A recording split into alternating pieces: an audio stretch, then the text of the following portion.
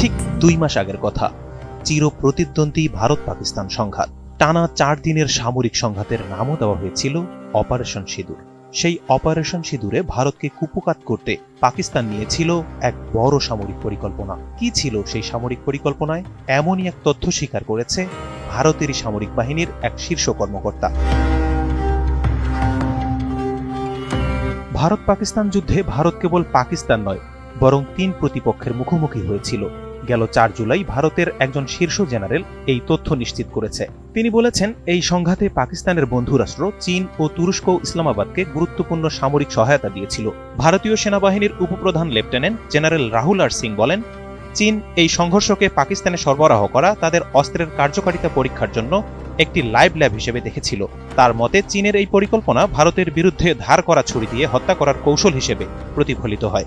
অর্থাৎ নিজের সুবিধার জন্য চীন পাকিস্তানকে ব্যবহার করতে চেয়েছিল। তিনি আরও জানান, এই সংঘর্ষের সময় চীন ভারতকে নিয়ে রিয়েল টাইম তথ্য পাকিস্তানকে দিচ্ছিল। ভারত এই সামরিক সংঘাত থেকে অনেক কিছু শিখেছে, এমনটিও জানান এই সামরিক কর্মকর্তা। বিশেষজ্ঞদের মতে কয়েক দশকের মধ্যে এটি ছিল 2 পারমাণবিক শক্তিধর প্রতিবেশীর মধ্যে তীব্র সংঘাত। ভারতীয় সামরিক বাহিনীর এই কর্মকর্তারা স্বীকার করেন, চীন ও তুরস্কের ভারতকে ঘিরে বড় ধরনের সামরিক পরিকল্পনা ছিল, যা বাস্তবায়ন হলে ভারতকে কঠিন অগ্নিপরীক্ষার মুখোমুখি হতে হতো। প্রসঙ্গত, চলতি বছরের 7 মে ভোরে ভারত অপারেশন সিঁদুর শুরু করে। পেহেলগামের সন্ত্রাসী হামলার প্রতিশোধ হিসেবে ভারত পাকিস্তান অধিকৃত কাশ্মীরের 9টি সন্ত্রাসী ও সামরিক স্থাপনায় হামলা চালায়। এই হামলায় 26 জন সন্ত্রাসী নিহত হয়।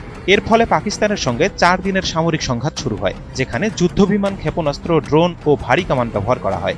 এরপর 10 মে উভয় পক্ষ সব সামরিক অভিযান বন্ধ করতে সম্মত হয়। সিং বলেন, চীন পাকিস্তানের সামরিক সরঞ্জামের 81% সরবরাহ করে, তাই চীনের সমর্থন আশ্চর্যজনক ছিল না। তিনি বলেন, চীন ভারতের সঙ্গে সামরিক ঝামেলায় না গিয়ে পাকিস্তানকে ব্যবহার করছে।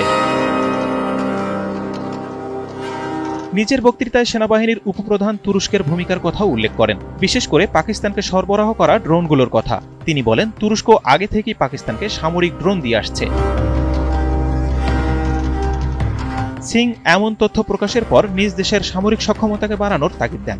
তিনি জোর দিয়ে বলেন, অত্যাধুনিক সামরিক সরঞ্জামে ভারতকে আরও শক্তিশালী করতে দ্রুত পদক্ষেপ নিতে হবে। প্রশ্ন হচ্ছে, পার্শ্ববর্তী দেশগুলো যখন ভারতের সাথে নেই, তখন দেশটি আগামীতে কোনো সামরিক পদক্ষেপে কতটুকু সুবিধা করতে পারবে? Mahmud Rafi, NTV online.